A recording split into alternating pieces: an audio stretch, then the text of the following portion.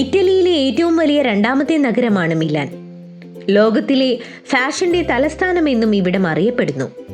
AC Milan, Inter Milan എന്നീ football ക്ലബ്ബുകളുടെ ആസ്ഥാനവും ഈ നഗരമാണ്.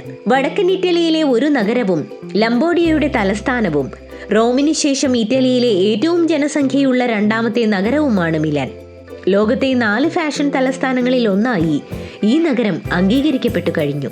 Milan fashion week, Milan furniture മേള എന്നിവയുൾപ്പെടെ നിരവധി അന്തർദേശീയ പരിപാടികൾക്കും മേളകൾക്കും ഇവിടം സാക്ഷ്യം വഹിച്ചു.